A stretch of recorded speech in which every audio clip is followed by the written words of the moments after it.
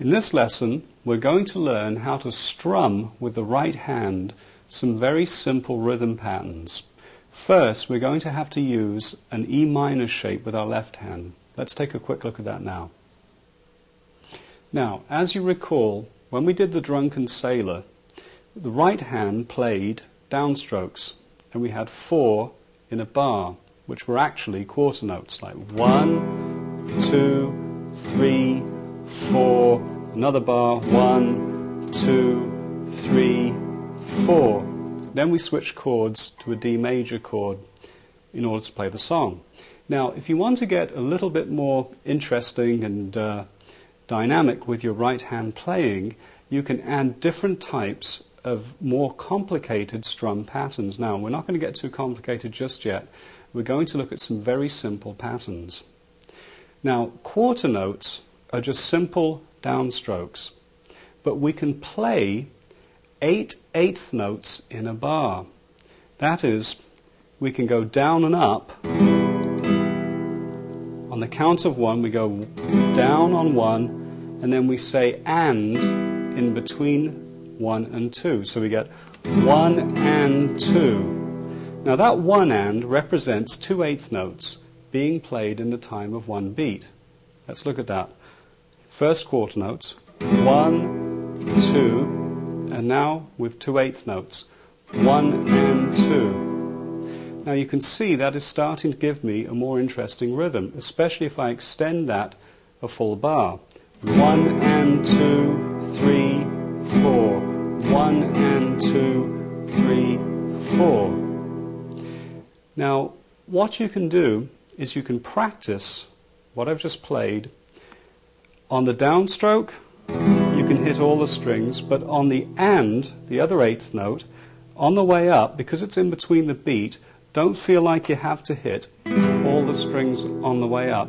You can just lightly, because it's in between the beat, skim across the strings, the first, second and third string, or even just 2 strings for your upstroke eighth note. So we have 1 and 2, 3, 4.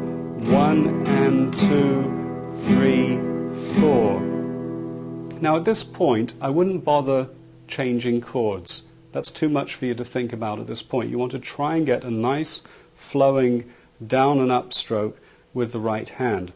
Remember, when you're playing rhythms, you don't want your hand to stop temporarily at the bottom of the strings or at the top of the strings, because that'll cause a fluctuation in your timing. That is, your timing won't be even. So when your hand goes down, bring it up right away. Think of your arm as being attached to, say, a rubber band, a bungee cord, or even imagine, if you want to be very romantic about this, the wing of a seagull, something that's just flowing down and up. Just nice and down like this. You can even practice doing what I'm doing now, which is down, up, down, up, down, up, down, up. Playing down, up constantly, 1 and 2 and 3 and 4 and would give us a whole bar of eighth notes. 1 and 2 and 3 and 4 and. All I want you to do, though, is to practice 1 and 2, 3, 4, 1 and 2, 3, 4. When you've done that, you can practice this. 1, bring your hand up, and then on the second beat do the eighth notes, like 1, 2 and 3, 4, 1, 2 and 3, 4.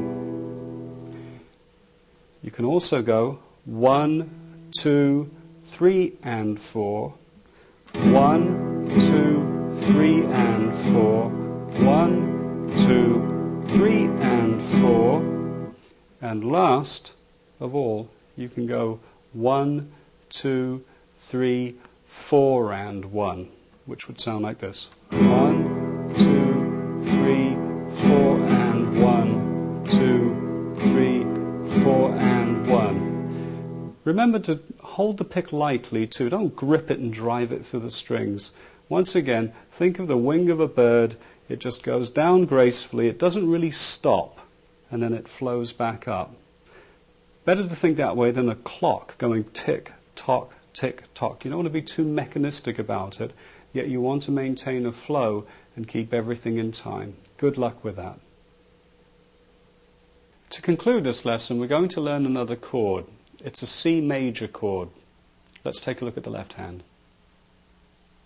To begin with, we'll take our first finger and place it right behind the first fret on the second string, right here. And then we stretch our middle finger over to the fourth string, second fret, again right behind the fret. If we're too far back, we might get some buzzy sounds that we don't want. And now we stretch our third finger. Ouch! That's going to hurt if you're not used to stretching. Right behind the fret at the fifth string on the third fret. Now, if your hands are having difficulty stretching and they're coming too far back behind the fret, you just might get some ugly buzzing sound when you're trying to play the chord. So you may find it a little easier to stretch if you position your thumb under the neck. I have fairly large hands, so I can almost afford to keep my thumb around here for comfort. But if you're having difficulty, the thumb sliding at the back of the neck will allow for a little bit more stretching. Now there's our C chord. It's like a diagonal shape across the neck, like that. So one more time. Second string, first fret. Fourth string, second fret. Fifth string, third fret.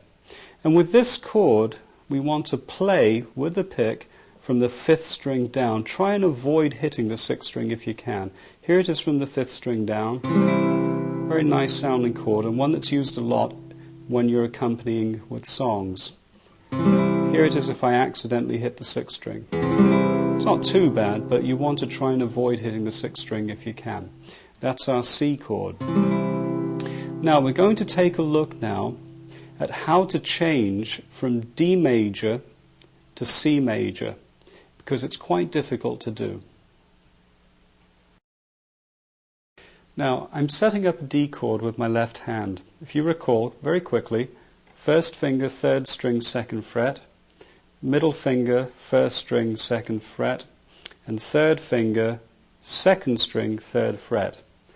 Now, you want to be able to hit this chord, if you can, accurately, with the pick from the fourth string down to get a nice crisp sound. If you accidentally hit the fifth and sixth string, you're going to get a bit of an ugly tone happening there. If you hit it from the fifth string down, it's not quite so bad, but ideally you want to hit it from the fourth string down like this.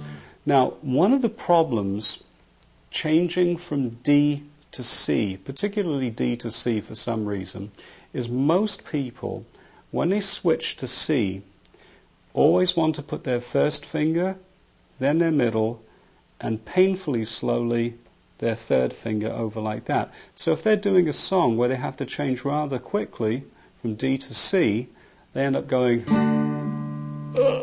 and then they finally arrive at the chord. They may even go a lot slower than what I was just showing you, like this and then like that. Now, this is understandable. If you're just learning, that's going to happen. It's inevitable. But the goal of being able to change chords fast is to be able to lift your fingers up and land in one go, all three fingers at a time. And with C in particular, there is a tendency to very slowly go fingers 1, fingers 2, fingers 3.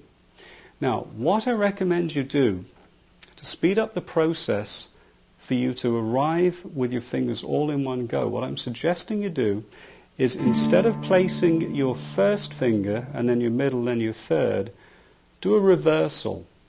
That is, lift off, make your way over to the fifth string with your third finger, and then go middle and then first, this way.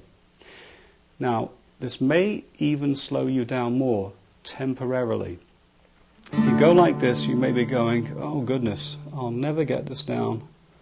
And it'll be very painfully slow, and you'll think, why do I have to do that? Aren't I setting up a habit or a pattern where I'm going just as slow this way as if I were to go this way? Well, the answer is no, you're not.